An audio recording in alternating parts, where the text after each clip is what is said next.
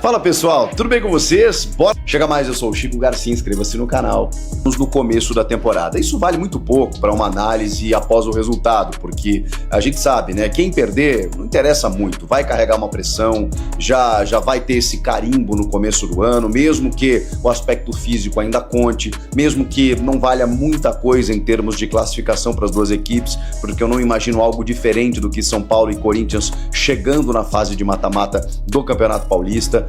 Vejo as duas equipes muito fortes aí para disputar o título, por que não? Tem muita coisa ainda para acontecer, mas assim, temos que falar do momento, temos que falar de agora, do que está acontecendo nesse instante. E o que temos é um São Paulo ainda numa fase preparatória, num estágio inferior ao do Corinthians, na minha opinião. Porque o São Paulo levou a turma lá para a Florida Cup, para a FC Series, fez 2 jogos em que o Zubeldia rodou bastante o elenco, depois estreou no Campeonato Paulista com alguns jogadores que estavam nos Estados Unidos, outros jovens da base, alguns até que estavam entre a copinha, aí, como o Rian Francisco, por exemplo, e aí depois estreou contra o Guarani, aí sim, aí o São Paulo colocou titulares, a força máxima, deu mais minutagem até do que eu imaginava para o elenco titular, e aí só quando o São Paulo cansou no segundo tempo, que ele começou a fazer algumas trocas e até mudou a estratégia do jogo, colocando 2 pontas, né, o Eric, o Ferreirinha, o André Silva como atacante, e aí dando uma preservada realmente nos titulares. Agora, é um São Paulo que jogou um jogo com esses titulares. O Corinthians ainda não jogou com os seus titulares desde o início um jogo todo, mas ao mesmo tempo tem 100% de aproveitamento no Paulista, venceu as 3 partidas e rodando muito bem o elenco, utilizando todos os jogadores praticamente. Então quem começava num jogo, entrava no decorrer da partida no outro, quem não começava, né, acabava entrando, quem entrava num jogo começava o outro, então você teve uma minutagem também, um rodízio, um revezamento, um planejamento muito interessante.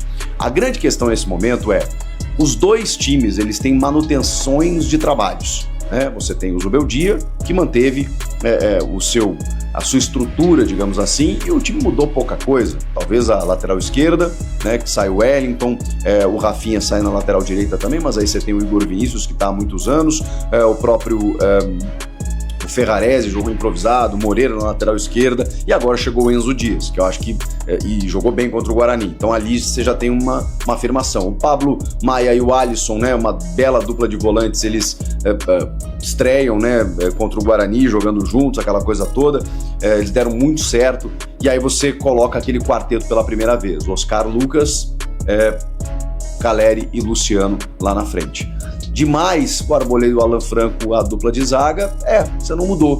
Você não mudou alguma ou outra alternativa no banco e tudo mais. E o Oscar, né? Claro, o Oscar é o grande acréscimo técnico para esse time e um jogador que o São Paulo não tinha. O São Paulo usava o Luciano por ali, o Lucas flutuava, sobrecarregado muitas vezes na armação do time. Aí ele espetava um ponta, né, com o Ferreirinha, muitas vezes o Luciano e o Caleri, o Luciano por dentro.